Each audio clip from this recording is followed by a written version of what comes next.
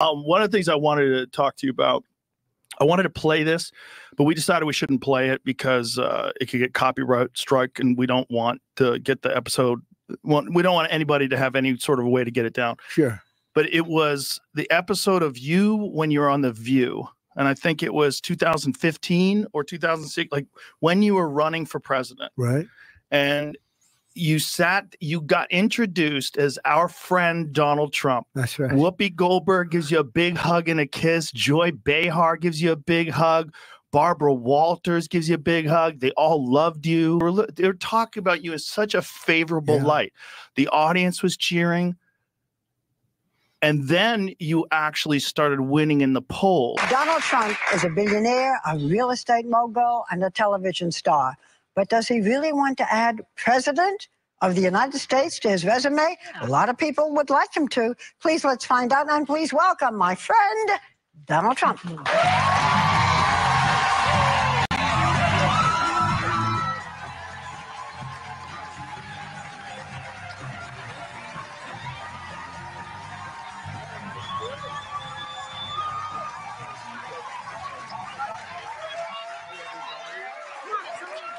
We're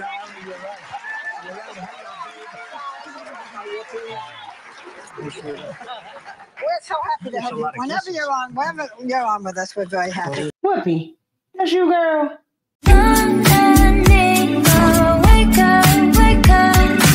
What's up, everybody? It's your girl, Micca, and we're back for another Red Cup Talks, because you know when we got the Red Cup, we're about to spill some truth. And today I wanted to come on and talk about Joe Rogan and Trump breaking the internet. Okay, the interview was very good, but it was very long. So we'll get into some of the topics here today, and then I'll put the link to the regular video in the description, okay? And like, comment, and subscribe while you're there. But anyway, we'll get into some of those. But as you saw in the opening, Donald Trump was literally welcomed with open arms to The View, right? Everybody hugged, kissed him, even Joy, even Whoopi. So it's just crazy to see that they have Trump derangement syndrome now. But that was one of the first things that they talked about. So we'll get right into it. Here we go. You were on The View. And I think it was 2015 or 2006, like when you were running for president. Right. And you got introduced as our friend Donald Trump. That's right. Whoopi Goldberg gives you a big hug and a kiss. Joy Behar gives you a big hug. Barbara Walters gives you a big hug. They all loved you. They were all talking about how you're you might be conservative in your financial positions, but you're very liberal socially. They were talking about you in such a favorable light. The audience was cheering. And then you actually started winning in the polls, and then the machine started working towards you. Yeah.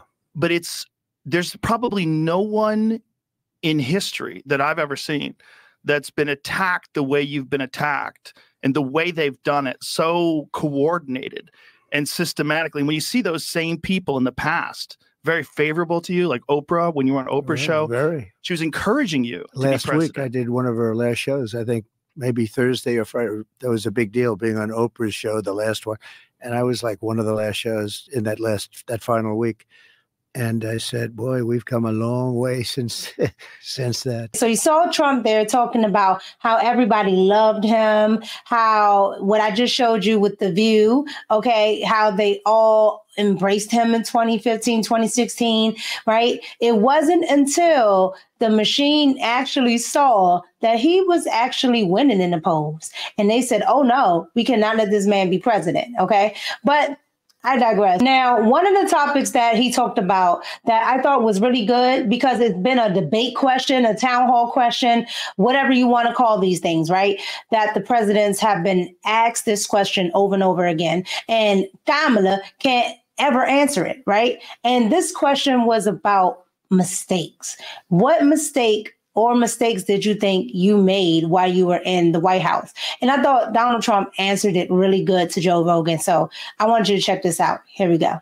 The biggest mistake I made was I picked some people. I picked some great people, you know, but you don't think about that. I picked some people that I shouldn't have picked. I picked a few people that I shouldn't have picked. And neocons? Yeah, neocons, or bad people, or disloyal people, or people that were just people that bad, were into the you people got that bad advice. Yeah, I mean, look, I mean, you're reading about him a little bit today. A guy like Kelly, who was a bully, but a weak person. You know more about bullies than anybody probably around because you deal in a certain sport where the bullies are exposed very quickly. Yeah. But he's bad. Bolton was an idiot, but he was great for me because I'd go in with a guy like a John Bolton. You know John Bolton. A friend of mine called me up. I was picking Bolton, and he's a very smart guy. His name is Phil Ruffin. He's a very rich guy from Las Vegas. He's a great card player. He doesn't play cards, but he's a great player. He's just a natural. Got poker sense, right? The good old poker sense. And Phil Ruffin is a very, very wise kind of a guy, and one of the richest people around, and has had great success and understands people. So it was in that I was picking Bolton, or I picked Bolton. He called up. He said, "Don't pick him. Why? He's a bad guy." Now, he wasn't in politics at all. He's in various businesses. He said, "He's a bad guy. He's just, it always works out bad with that guy." And I said, "Oh, man, I wish you told me this 2 weeks ago. I already hired him. He's here." And he was right. But he was good in a certain way. He's a nut job.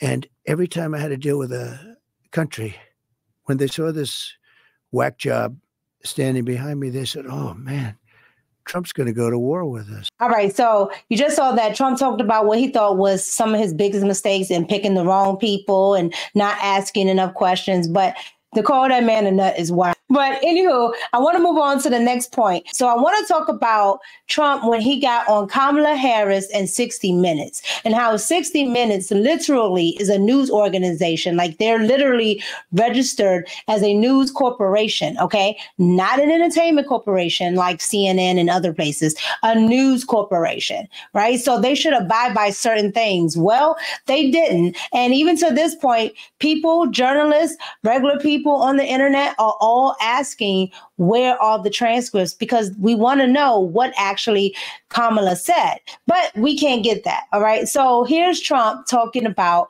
Kamala and 60 Minutes and how they changed their answer. Here we go. The press is so crooked. It's crooked, but it's also, they're diminishing themselves. They're killing all their credibility, and it's opening up the credibility to new media. It's opening up the credibility to independent media. All these. The worst I've ever seen, though. And I've seen the worst. I mean, I've been a part of it. I've seen the worst. Kamala goes on 60 Minutes, gave an answer that a child wouldn't give. It was so bad.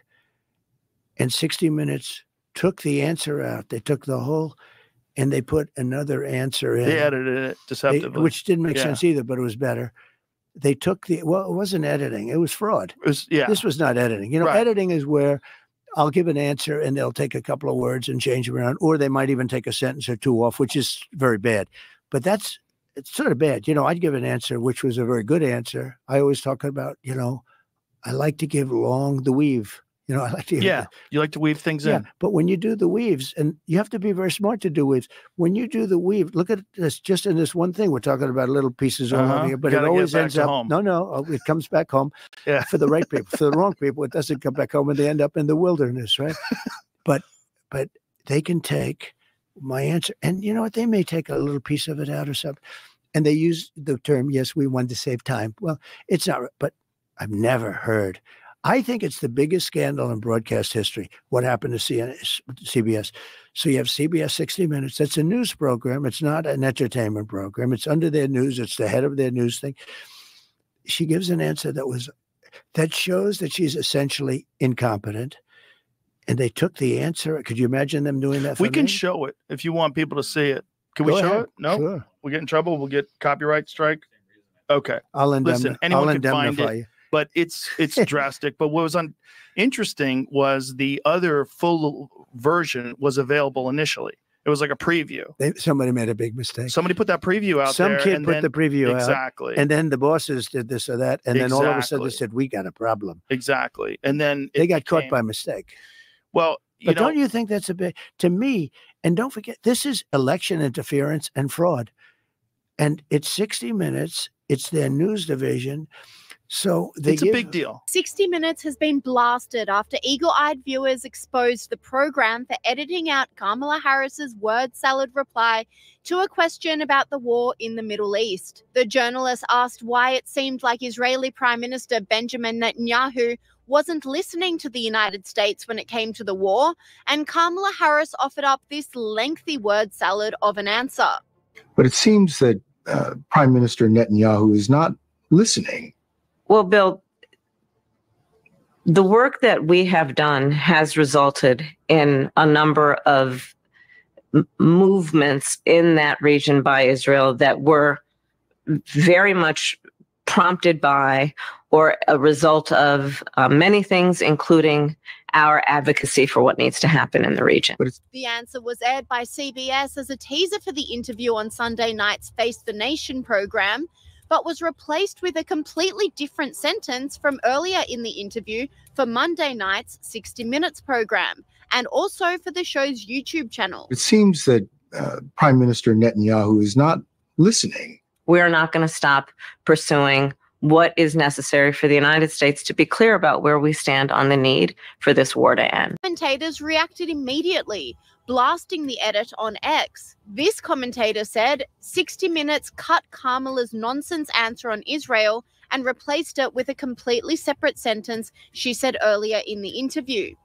Mixing and matching questions and answers. This isn't journalism, it's fraud. Okay, so you just saw that and that weird edit that they did, because there's not an edit. If you're mixing and matching answers that sound better from different parts of the interview, that's not the answer. So that's really, you've lost your integrity there. You know what I mean? But the media has such Trump derangement syndrome that they're willing to do whatever, not realizing that they're losing the integrity of why people watch them in the first place, which is the reason why when some people say, well, why don't you talk about Trump and what they said in the media? Because 90% of it, when I go and look it up, was fake. We find people on both sides.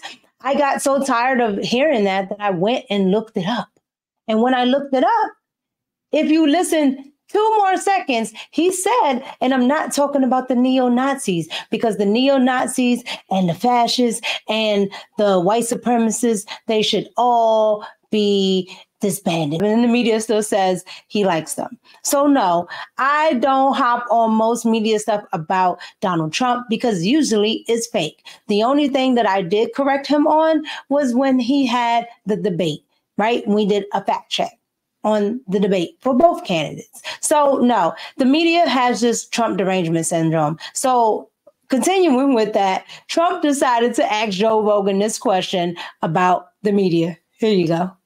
I always got more publicity than other people. And it wasn't like I was trying. In fact, I don't know exactly why. Maybe you can tell me why. Oh, I could definitely tell you. You said a lot of wild shit.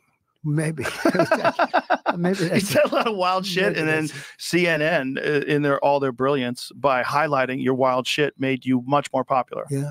And they boosted you in the polls because people were tired of someone talking in this bullshit, pre-prepared politician lingo. And even if they didn't agree with you, they at least knew whoever that guy is, that's him. That's really him. Yeah. When you see certain people talk, certain people in the public eye, you don't know who they are. You have no idea who they are. It's very difficult to know. You see them in conversations. They have these pre-planned answers. They say everything. It's very rehearsed. You never get to the meat of it.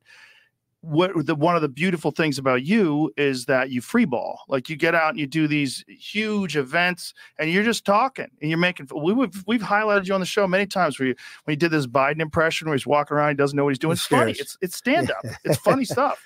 But it's like you and you're making fun of Elon one time. You're doing an Elon impression. It's great. You have like comedic instincts. Like when you said to Hillary, you'd be in jail. Like that's great timing. Yeah. But it's like that kind of stuff was unheard of as a politician. Like no one had done that. And I think it's funny. You need at least the attitude of a comedian when you're doing this business. This is a very dangerous business. Okay, so you just saw that. And Joe Rogan even said it is stand-up. Like the stuff that Donald Trump says, sometimes it is hilarious how he comes about it. The whole thing with, I worked here 15 minutes longer than Kamala is hilarious, okay? But that's the thing. Joe Rogan was right about that. they have never seen a politician do some of these things, right? So you come with this brass, I say what I want, you know, what people usually say at the kitchen table, because all of them agree, they just never seen a politician that had the balls to actually say all this stuff, right? So that's the thing with Donald Trump. And so they use that against him. So that's pretty much what it is. What I wanted to get into also was when Donald Trump talked about what's been a media narrative, this enemy from within, right? The media, the Trump deranged media keeps going and going and going with this thing. And Trump talks about it here. Here we go. If you have really the right president, a smart president, you're not going to have a problem. And I say it to people, we have a bigger problem, in my opinion, with the enemy from within. And it drives them crazy when I use that term. But we have an enemy from within. We have people that are really bad people that I really think want to make this country unsuccessful. When you look at what's happening at our border, Joe, when you have people coming in that when other countries are allowed to empty their prisons into our country with murderers, we had 13,099 murderers dropped in our country over the last 3 years. And 15,000 rapists convicted. Rapists, yeah, drug dealers, drug lords. And that's just the ones that have been accounted for. Correct. People from mental institutions. What do you think the strategy is? Hundreds of thousands of major criminals, tougher and worse than anybody we have. We're seeing the consequences of it in San Antonio. They've taken over apartment buildings. In Aurora, Colorado, they've taken over apartment buildings. These Venezuelan gangs. Just the beginning. What do you think the strategy is? You know, one of the things that they've said is that you stopped a bill from being passed. But didn't that bill also include amnesty for the people that are already here? Yeah, this is years after the fact. The damage was already done. But what was the bill? Well, the bill was nothing. It allowed 2 million people in. They were going to get amnesty. It was a horrible bill.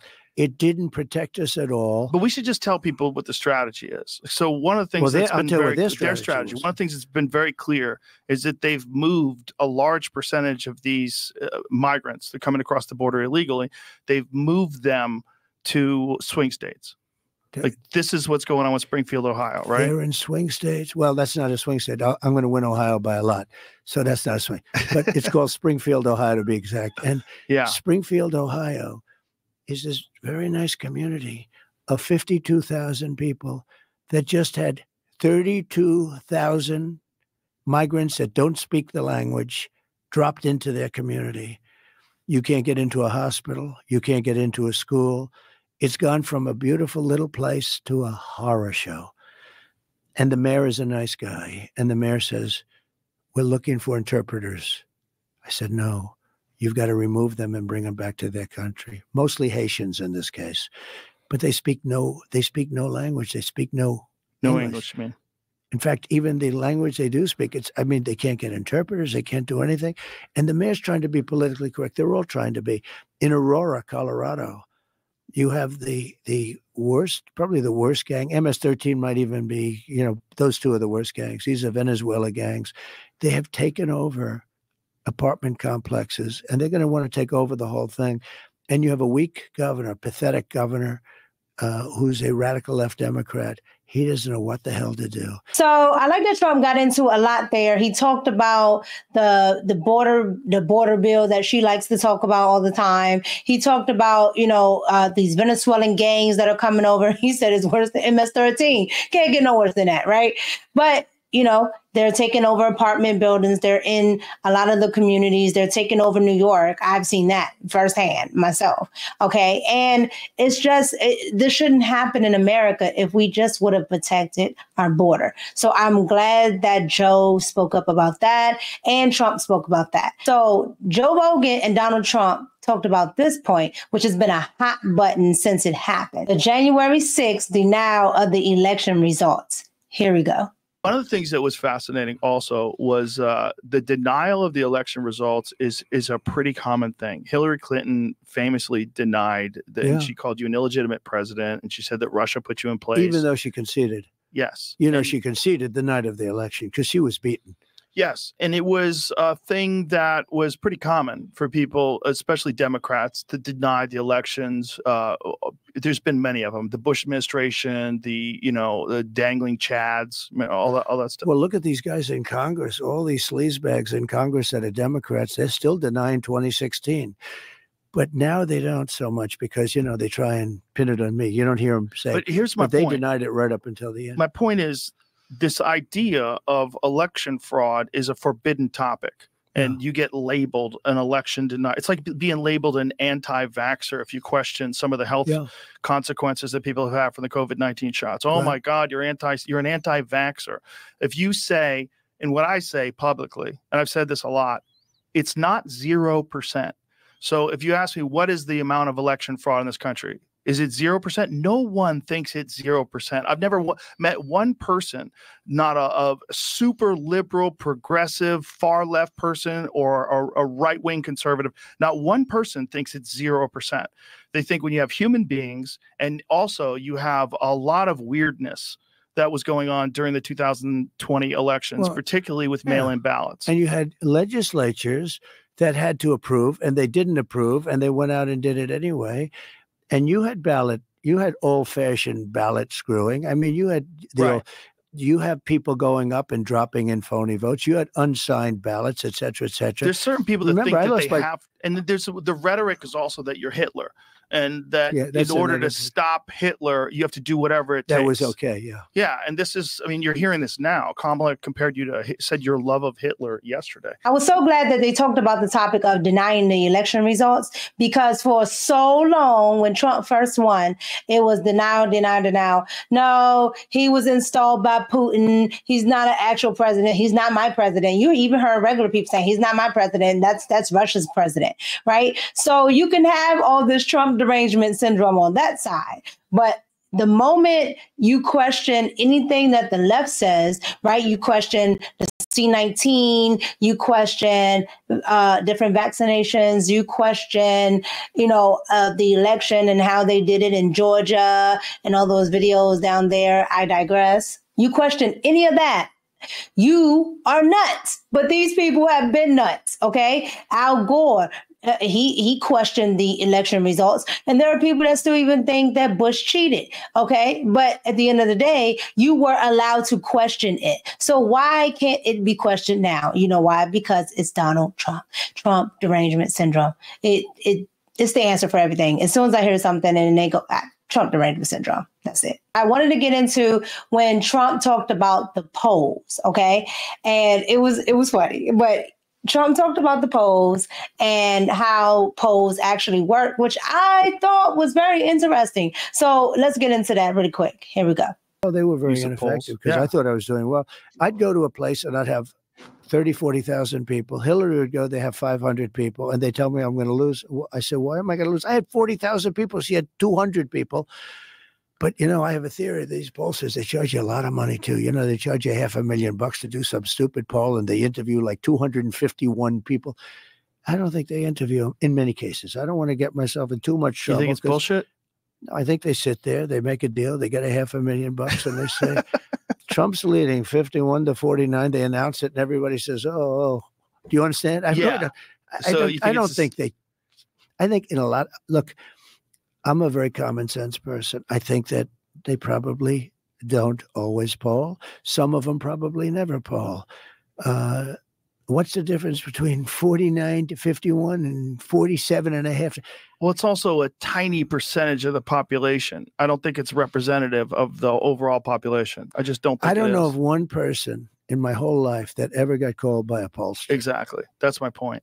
So here's my question. But I shouldn't say that because I'm doing really well in the polls. But now. I think that's so. This week I happen to believe in a verse. So I think Trump is right there, right?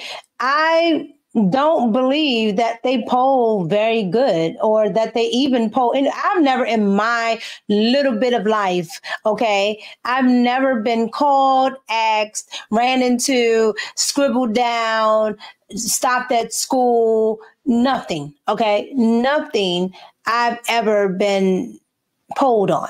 when it comes to politics. So I don't know how these posters do it, but apparently they do it. Hell, if they're getting paid this much, I need to find out how I can get in this business, because I would run the gamut on them numbers. Okay. Anywho, so one of the last ones I wanted to talk about here was Trump and the ABC debate and what he said on that. Take a look. I think that David Muir and that woman that was aside, I never even heard of her, but they kept interrupting me. It was like, I said, how many people am I debating here? I got this one and I got you two. But he went after me 11 different times. You know, it's interesting. I always thought he was a nice guy, but he's just like the rest of them, you know? Well, that's his job, unfortunately. And I'm No, sure but not when they're what they wrong. want. You're right. Well, the problem was they fact checked you and they didn't fact check her. And Not one of the at most all. egregious examples of that was when she said that there are no troops right now deployed in Yeah. war zones. Yeah. There's a very famous viral video that went online of troops in a war zone saying, well, what the fuck are we then? Because there's thousands of them. Dan Crenshaw, the congressman, posted on his Instagram all of the various examples of Too many. troops that are deployed, thousands and thousands of troops that are currently deployed. Stupidly deployed. But the point is, if this is going to be an actual real debate and not a propaganda exercise, if it's going to be a real debate, you have to fact check everybody. So Like if someone says never went maybe she after- thought there was no, Right. which is also a problem. So it's one of two things. It's either it was not true, it was a lie on purpose, which is terrible, or it was the opposite. It was ignorance, which is also terrible. Well, Joe, when I said crime is soaring, he said, no, crime has gone down. I said, where did you hear that one? Crime has gone down. I mean, I'm debating with this guy, but I've had that. Well, there was amended FBI statistics that came out after that Yeah. showed that crime had gone up substantially. And by the way, the statistics were a fraud, because when they put out the statistics, they didn't include some of the worst places. They didn't include some of the worst cities, some of the most deadly places. But And when then the there's real also a numbers came out, problem- I turned out to be right. But I haven't you turn out to be right, but then there's another problem. Unreported crime is way up because people have lost. Look, the morale that the police department has in a lot of these cities where they've done this defund the police bullshit. Right. The Right. morale of these It is. poor cops, it's fucking horrible. Yeah. It's the dumbest idea of So all bad. time. Okay, so you saw it there. You saw Trump talk about basically on ABC, he was fact checked to death, and he had to go back and forth with the moderators. And Kamala never had to do any of that, and she wasn't fact checked. And then the United States military had to tell her, hey, we're over here. Why would you say that? We are actually here. So there's a lot of stuff going on. So I wanted to end with this. I wanted to end with something that was closer to the end of this actual interview with Joe Rogan, but it was Trump talking about McDonald's, which went totally viral. Here we go. So I did McDonald's last week. I saw that. And I actually got a call from your friends at Google, from Sundar. That's pretty good, right? He said, this is the biggest thing we've had in years. You The at hits. McDonald's. At McDonald's. Did you know that? It was one of the, It was funny. who's a great guy, by the way, but he said, this McDonald's thing, I want to tell you, it's one of the biggest things we've ever had on Google. It just hit. But the reason I did it, and I actually, you never know about this stuff. I thought it was a throwaway. Mm-hmm. I didn't think our conversation was a throwaway, but I thought I'd walk in, and that was only to highlight the fact. And I have a friend, he owns like 56 of these McDonald's, and he said, do you want to use one? I said, yeah, I love it. So we went there, and the crowd was crazy. They had 28,000 people around the whole thing. Did you see the outside? It was crazy. The cars couldn't get through. Secret Service was not exactly thrilled. They had no idea what the hell. But I went into the place, and I did the French fry thing, and it just hit. But that's like in life. Sometimes you do. I thought it was like a quick throwaway. We're going to be there for 15 minutes. Then I said, I've worked here for 15 minutes, which is 15 minutes more than she worked here. She lied about McDonald's. And Is that proven that she never worked at 100%. McDonald's? McDonald's has no information. No, she has no information. There's nobody. The manager said she never worked there. It was a certain place. And he said they never. No, she lied. She's a liar. So there you have it. Trump talking about McDonald's and talking about he's worked 15 minutes longer than Kamala. Like, that line is wild. But anywho, Trump actually did a great job with this interview. And actually, this is the most I've ever heard Joe Rogan even talk, to be honest. So it seemed like he had a great time with this interview as well. It's a very long interview. Okay. It is literally 3 hours. All right. So there's a lot of things that, he talked about that I think you guys should go and watch. So I'll leave the link to it in the description, but like, comment, and subscribe, and let me know what you thought about just some of those clips, because Trump is hilarious. But he got into a lot of good points, and he got to the point. He talked about things that sometimes people shy away from because it might not be beneficial to them. And he even talked about mistakes that he made in the White House. So I thought it was a very good interview, but you can let me know down in the comments. Like, comment, and subscribe. It's your girl, Micca, and I'm out. Peace.